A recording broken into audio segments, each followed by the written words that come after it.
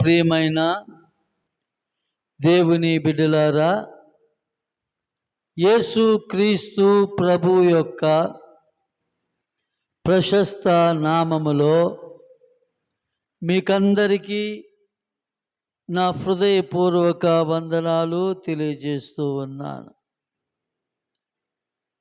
ఈ దినమున అసలు మీ మధ్య ఉంటానని నేను అనుకోలేదు, కానీ ప్రేరేపించబడి మీ మధ్యకు నేను వచ్చి ఉన్నాను. ఈ ఫాదర్స్ డే సందర్భంలో కుమారుడు జాన్సన్ విషెస్ నాకు చెప్పిన సందర్భంలో వెంటనే నాకు ప్రేరేపణ కలిగింది. ఎందుకంటే తల్లి సంఘం మరి మీ దగ్గరికి వచ్చి దివ్య వాక్యాన్ని పంచుకోవాలన్నటువంటి ఆశతో నేను ముందంజ వేశాను. దైవ వాక్యంలో మనం కానీ గమనించినట్లయితే మనకందరికీ తెలుసు, లాజరు, మరియా, మార్తా ఈ కుటుంబము బేతనియా గ్రామంలో ఉంటూ ఉన్నటువంటి కుటుంబం. ఈ లాజరునకు ఒక స్నేహితుడు ఉన్నాడంట. యెరూషలేము పట్టణములో ఆయన ఉంటూ ఉన్నాడు. ఆ స్నేహితుడు లాజర్ సహోదరి అయినటువంటి మరియమ్మను ప్రేమిస్తూ ఉన్నాడు. వివాహం చేసుకోవాలని వారు అనుకుంటూ ఉన్నారు. అటువంటి సందర్భంలో వారి ప్రేమకు చిహ్నముగా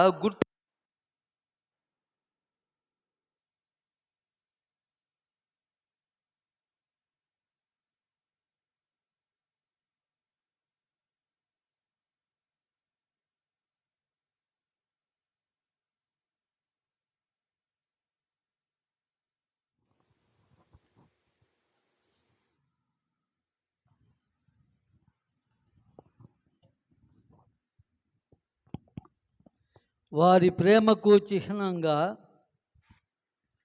ఒక మంచి ఖరీదైనటువంటి అత్తరు బుడ్డి సెంట్ బాటిల్ని తీసుకుని వచ్చి ఆమెకి ఇస్తూ ఉన్నాడు. అది దగదగ మెరిసే అత్తరు బుడ్డి.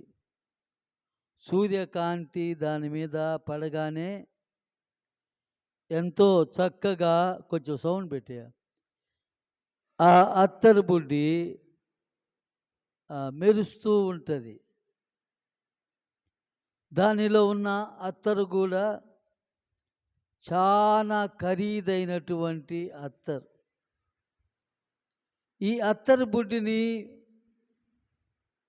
ప్రియుని యొక్క చిహ్నంగా దానిని భద్రపరుచుకుంటూ ఉందామె. తన పెట్టెలో దాచుకొని భద్రంగా చూసుకుంటూ ఆమె కాలం గడుపుతూ ఉన్నది. అటువంటి అత్తరు బుడ్డిని ఈమె ఏం చేసిందంటే, యేసు క్రీస్తు ప్రభువారి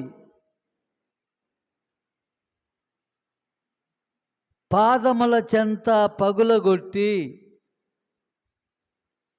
ఆయన తల మీద పోసి ఆమె అమితముగా ఆయనను ప్రేమిస్తూ స్తుతిస్తూ ఉన్నది. అంటే ఆత్మీయముగా తన ప్రియుడు తనకు ఇచ్చినటువంటి అత్తరు బుడ్డి కంటే ప్రభుపాద సన్నిధే మిన్న అయినటువంటిదని ఆమె ఆత్మీయముగా గ్రహించి ఆ అత్తరు బుడ్డిని పగలగొట్టి, గమనించాలని, పగలగొట్టి ప్రభు పాదముల కడ నుండి తర వరకు ఆమె పోసి ఆత్మీయముగా ఆయనను స్తుతిస్తూ ఉన్నది. దీన్ని బట్టి మనం కానీ గమనిస్తే ఆత్మీయ ప్రియుడే నా జీవితంలో ముఖ్యమైనటువంటి వాడు అని ఆమె తలంచుకొని యేసుక్రీస్తు ప్రభుని అంతగా స్తుతిస్తూ ముందంజ వేస్తూ ఉన్నది. మానవుని పట్ల దేవుడు కోరేది కూడా ఇలాంటి గొప్ప ఆత్మీయ స్థితితో మనం ఆయనను సేవించాలని ఆయన కోరుకుంటూ ఉన్నాడు. అన్ని విషయములలో, ప్రతి విషయములో ప్రథమ స్థానము దేవునికి ఇవ్వాలనే ఆయన కోరుకుంటూ ఉన్నాడు. అందుకని అలాంటి స్థితి మనము ఆయనకు ఇవ్వాలి అంటే సంపూర్ణ స్థితిలో దేవుని వెంబడించటము అన్నటువంటిది మనము నేర్చుకోవాలి. లూకా సువార్త 10వ అధ్యాయం 42వ వచనం చూడండి. 10:42లో ఏమందో చూడండి. మరియా ఉత్తమమైన దానిని ఏర్పరచుకొనెను, అది ఆమె యొద్ద నుండి తీసివేయబడదని ఆమెతో చెప్పాను. ఎవరితో చెప్పాడు? ఆమెతో చెప్పానంటే ఎవరితో చెప్పాడు? మార్తమ్మతో చెప్పాడు. మరియ ఉత్తమమైన దానిని ఏర్పరచుకొనెను. లోక సంబంధమైనటువంటి పనుల ద్వారా మార్త ఎంతో బిజీగా ఉంటా ఉంది. అందువలననే తన సహోదరి ఆమెకు సహాయం చేయలేని ఆందోళన పడుతూ ఉంది, వ్యసన పడుతూ ఉంది. అలాంటి ఆమెతో, మార్తతో యేసుక్రీస్తు ప్రభువారు చెబుతూ ఉన్నాడు, అది కాదమ్మా, ఇహలోక జీవన విధానం, ఇహలోక సంబంధమైన భోజనము ఇలాంటివన్నీ కావు. పరలోక సంబంధమైనటువంటి మిన్నైనటువంటి జీవితము. ఎప్పుడైతే ఆ జీవితానికి మనము ప్రథమ స్థానం ఇస్తామో అప్పుడే ఆశీర్వాదింపబడినటువంటి వారమవుతాము అని తెలియజేయటానికి ఆయన ఈ మాటలు మాట్లాడుతూ ఉన్నాడు. మరియా ఉత్తమమైన దానిని ఏర్పాటు చేసుకొనెను, అది ఆమె నుండి తీసివేయబడదు. మన జీవితంలో కూడా ఉత్తమమైనటువంటిది ప్రభుపాద సన్నిధి అని మనము గుర్తెరిగినప్పుడే మనము ఆత్మీయ లోతులలో జీవించున్నటువంటి వారమై ఉంటాము. అందుకని ప్రభు అంటున్నాడు, సామెతలు 23:26లో మనం గమనిస్తే, నా కుమారుడా నీ హృదయము నాకిమ్ము, నా కుమార్తె నీ హృదయము నాకు ఇమ్ము. ఎందుకు ఆయన మన హృదయాన్ని అడుగుతూ ఉన్నాడంటే, ఈ హృదయాన్ని కానీ సరి చేసుకుంటే, ఈ హృదయములో మనము దేవుని పెట్టుకుంటే, ఈ హృదయములో ప్రథమ స్థానం దేవునికి ఇస్తే అప్పుడు మనము ఏ విషయములోనూ దేవుని పనులలోనూ మనము ముందంజ వేయినటువంటి వారమై ఉంటాం.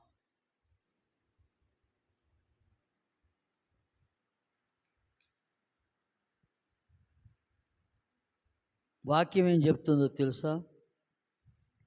హృదయము అన్నిటికంటే మోసకరమైనది, అది ఘోరమైన వ్యాధి కలది, దానిని గ్రహించువాడు ఎవరు?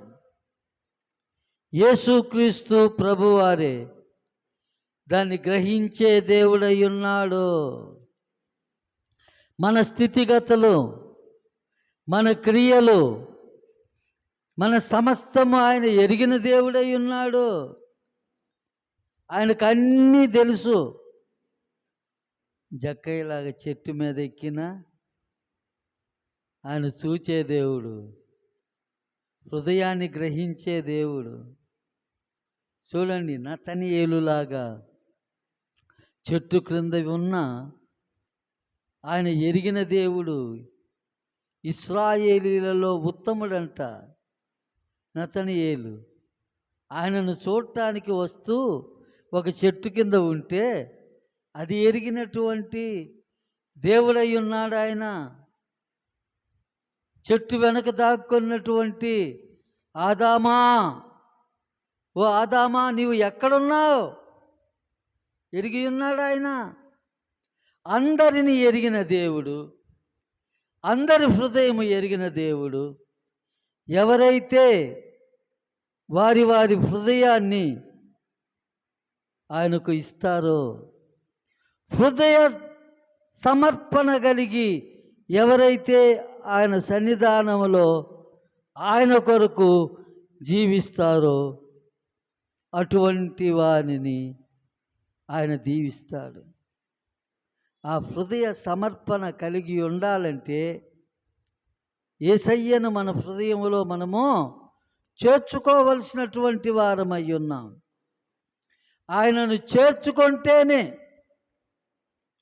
ఆయనకు తావిస్తేనే, ఇదిగో తలుపు నొద్ద నిలుచుండి తట్టుచున్నాను, ఎవరైనను నా స్వరము విని తలుపు తీసిన ఎడల నేను వాని యొద్దకు వచ్చి నేను వాను కలిసి భోజనం చేస్తామంట. నాతో వాడు వానితో నేను కలిసి భోజనము చేయుదుము. హృదయ తలుపు తెరవాల. హృదయాన్ని మనం యేసయ్య కొరకు మందిరముగా చేసుకోవాలి. అప్పుడే ఆయన మన యొక్క హృదయములో నివసించగలిగినటువంటి వాడై ఉన్నాడు. నరుని ఆత్మ యెహోవా పెట్టిన దీపం. ఈ దీపాన్ని మనము చేసుకోకూడదు. ఈ దీపం దేదీప్యమానముగా ఎల్లప్పుడూ వెలగాలే, మన అంతము వరకు. ఆ దీపము, ఆత్మీయ దీపము మనలో వెలుగుచుండాలని ఆయన కోరుకుంటూ ఉన్నాడు. మోషే భక్తుడు ఏమంటున్నాడు?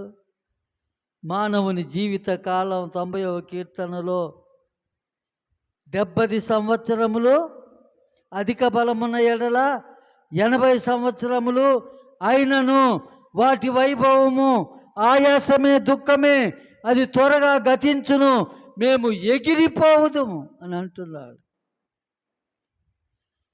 ఎక్కడికి ఎగిరిపోతామో మనకు తెలియదు.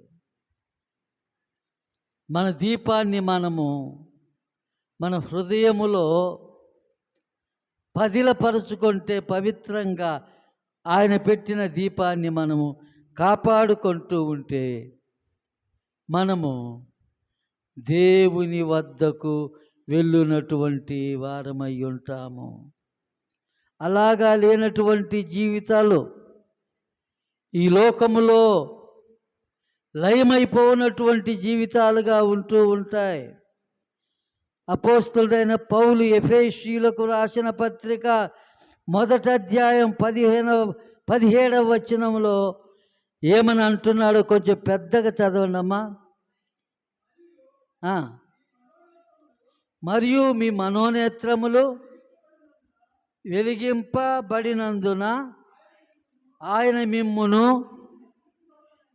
పిలిచిన పిలుపు వలననైనా నిరీక్షణ ఎట్టిదో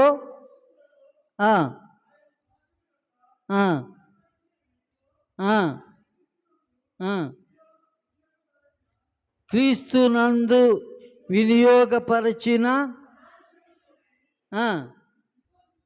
విశ్వసించు మన యందు ఆయన చూపుచున్న తన శక్తి యొక్క అపరిమితమైన మీరు తెలుసుకొనవలెనని మన ప్రభు అయిన యేసుక్రీస్తు యొక్క దేవుడైన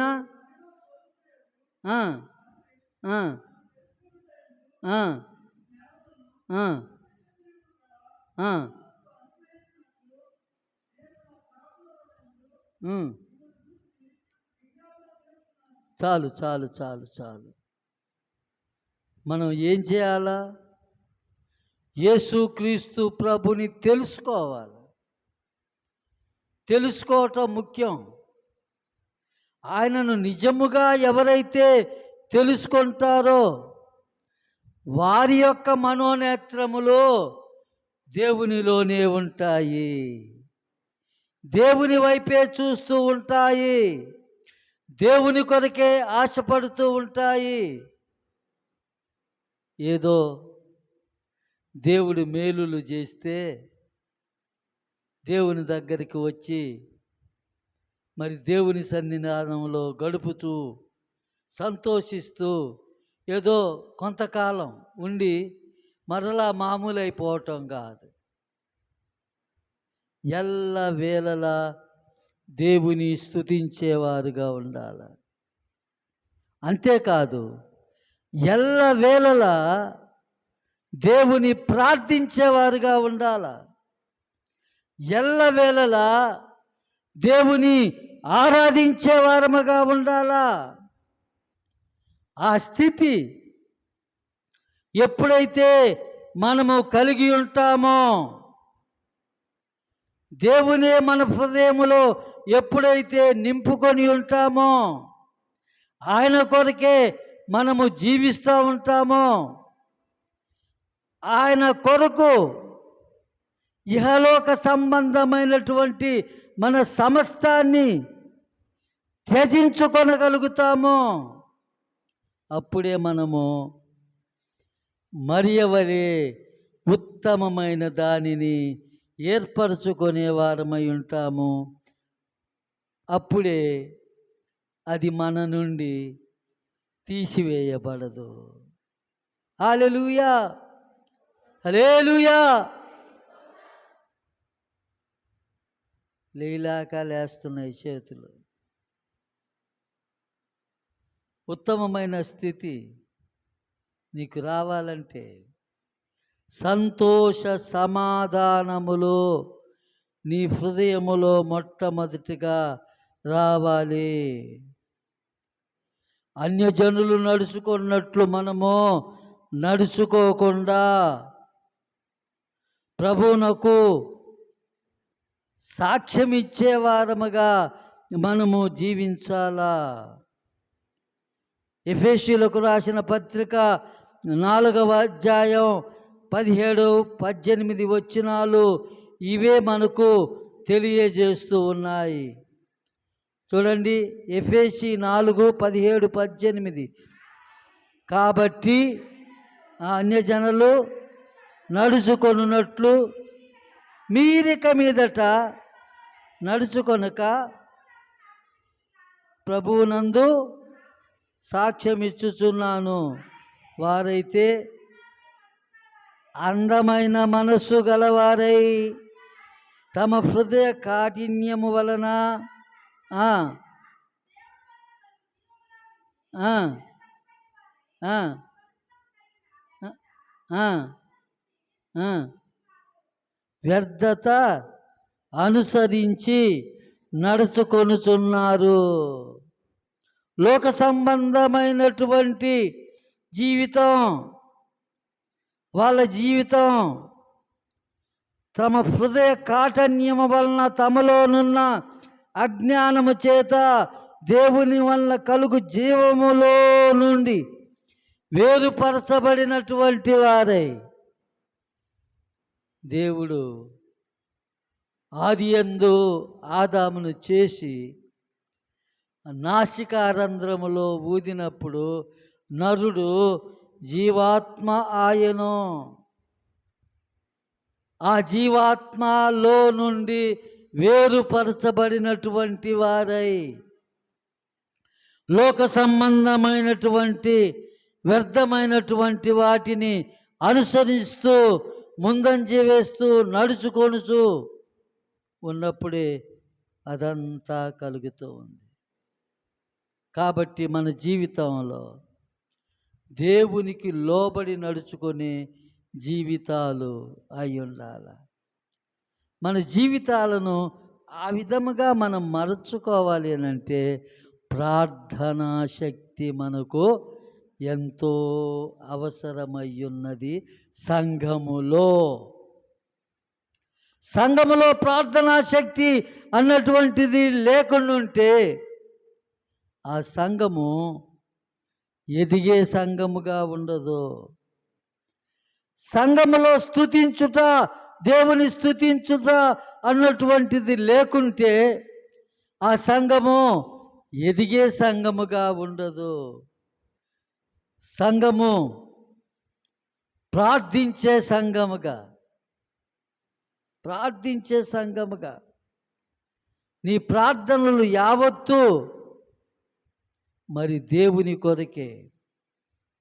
దేవా, మొదట నా హృదయములోనికి రా, నన్ను బలపరచు, నా జీవితం నీకు ఇస్తున్నాను, నీతో నేనుంటాను, చచ్చినంత కాలం నీతో ఉంటాను.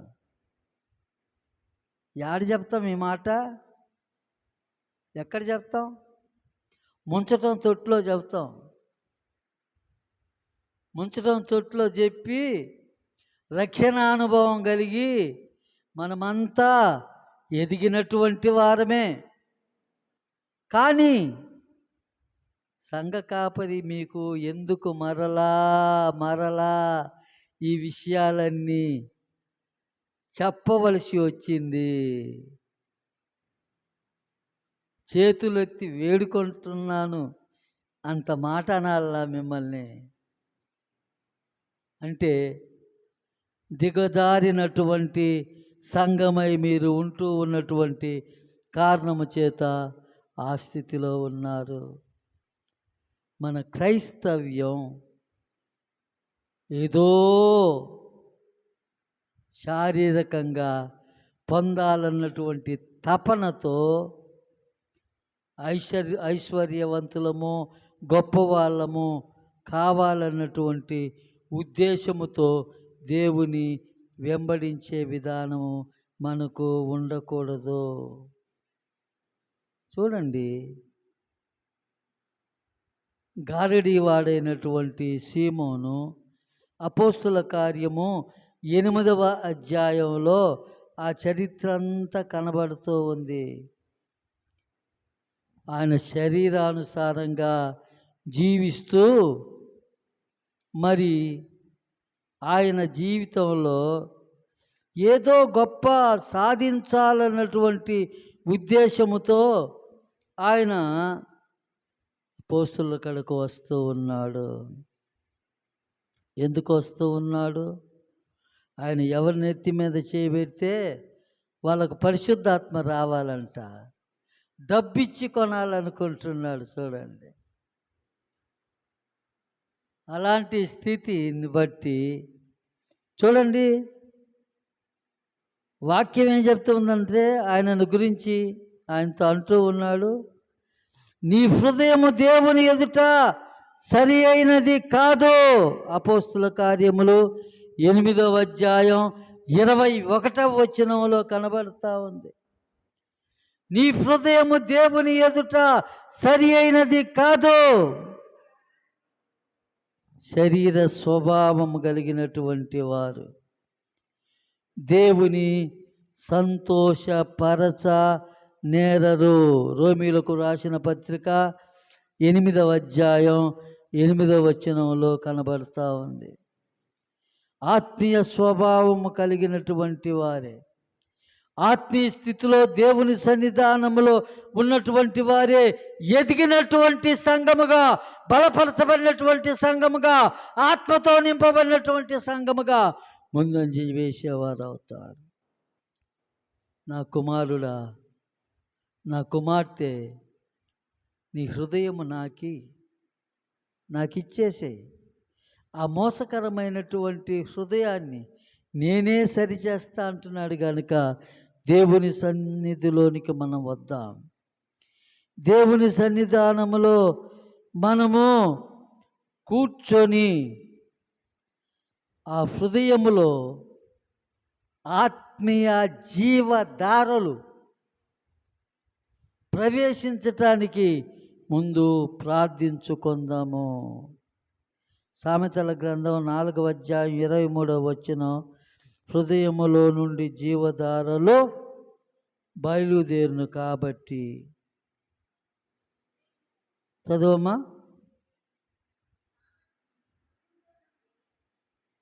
జీవధారలు బయలుదేరును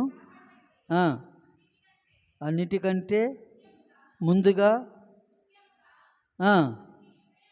నీ హృదయమును భద్రముగా కాపాడుకొనుము. ఇది అవసరం. మన హృదయమును భద్రముగా కాపాడుకుంటే, చూడండి, సమరయ స్త్రీ ఏ విధముగా యేసు ప్రభువుని గుర్తెరిగి, అయ్యా ఇంత దూరం వచ్చి ఈ బావిలో ఈ నీళ్లు చేదుకోకుండా ఆ జీవజలము నాకు అనుగ్రహించయ్యా అని వేడుకొనగలిగినదో, ఆ విధముగా మనము వేడుకుంటే ఆ జీవధారలు మన హృదయములో ఆయన ప్రవేశింపజేస్తాడు. దావీదు దేవునికి హృదయానుసారి, సంపూర్ణ స్థితిలో దేవుని ఎరిగినటువంటి వాడు, పరిపూర్ణముగా దేవునికి సమర్పించుకున్నవాడు, తన హృదయాన్ని దేవునికి ఇచ్చివేసి 23వ కీర్తన రాస్తున్నాడు ఆయన. యెహోవా నా కాపరి, మనకందరికీ తెలుసు, నాకు లేమి కలుగదు. ఏ విషయాల్లో కూడా లేమి కలుగదు. సత్య స్థితిలో ఉన్నా ఆయన నన్ను కాపాడేవాడు. గడాంధకారపు లోయలో సంచరించిన ఏ అపాయమునకు భయపడ, నీవు నాకు తోడయుందువు, నీ దుడ్డు కర్రయు నీ దండమును. చూడండి, నన్ను గొల్లవాని వలె, రాజు వలె నన్ను కాపాడే దేవుడవు నీవే. గొల్లవాని స్థితిలో నుండి రాజులాగా అభివృద్ధిపరిచినటువంటి వాడవు నీవే అన్న స్థితిలో, దీన స్థితిలో సంపూర్ణ సమర్పణతో వ్రాసినటువంటి కీర్తన. తర్వాత లోక సంబంధమైనటువంటి వానిలో పడిపోయి, లోకాశలకు లొంగిపోయి, ఉరియా భార్యను తెచ్చి ఇంట్లో పెట్టుకొని యుద్ధములో ముందు నిలబెట్టి ఉరియాని చంపించి, చూడండి, అటువంటి స్థితిలో ఉన్నప్పుడు దావీదు ఎప్పుడైతే నాతాను ప్రవక్త ఆయన వద్దకు వచ్చి తన దుస్థితిని, హృదయ కాఠిన్యపు స్థితిని బయలుపరిచి ఉన్నాడో, అటువంటి సమయములో ఆయన 51వ కీర్తన పశ్చాత్తాప కీర్తన అని అన్నారు. దేవా, నీ కృప చొప్పున నన్ను కరుణించుము. నీ వాత్సల్య బాహుల్యము చొప్పున నా అతిక్రమములను తుడిచివేయి. ఈ విధంగా చెప్పుకొని పోతూ ఆయన 10వ వచనంలో ఏమంటున్నాడు చూడండి. 51:10లో ఏమంటున్నాడు చూడండి. దేవా, నా యందు శుద్ధ హృదయము కలుగజేయము, నా అంతరంగములో స్థిరమైన మనస్సు నూతనముగా పుట్టించుము. ఇది అవసరం మనకిప్పుడు స్థిరమైన మనస్సు మన హృదయములో నూతనముగా రావాలి. అది వచ్చినప్పుడే స్తుతించగలము, ప్రార్థించగలము, పాడగలము, దేవునితోనే జీవించగలిగినటువంటి వారమై ఉంటాం. కనుక అటువంటి హృదయము మనకు అవసరమై ఉన్నది. నా కుమారుడా, నా కుమార్తె, నీ హృదయము నాకిమ్మని ఆయన కోరుకుంటూ ఉన్నాడు. మన హృదయాన్ని ఆయనకి సమర్పించి తండ్రి అయినటువంటి ఆయనను విడువక ఎల్లప్పుడూ జీవిస్తూ ఈ లోకములో మనము వర్ధిల్లులాగున పరిశుద్ధాత్మ దేవుడు తన కృప మనకు అనుగ్రహించి నడిపించును గాక. ప్రార్థన చేసుకుందాం. కృపగల తండ్రి, ప్రేమగల మా రక్షక, దయగల దేవ, నీకు స్తోత్రాలు స్తోత్రాలు స్తోత్రాలు స్తోత్రాలు వందనాలు చెల్లించుకుంటున్నాను. విత్తబడిన వాక్యం వ్యర్థముగా పోకుండా 60దంతులుగా 80దంతులుగా 100అంతులుగా ఫలింపజేయము. చేరిన బిడ్డలందరూ వారి హృదయ సమర్పణ కలిగి ఆలయములో చేరి నిన్ను స్తుతించే బిడ్డలుగా, ప్రార్థించే బిడ్డలుగా వారిని బలపరచుమని, నేటి దిన దీవెనలతో నింపుమని యేసయ్య నామమున వేడుకొంచున్నాము తండ్రి. ఆమేన్.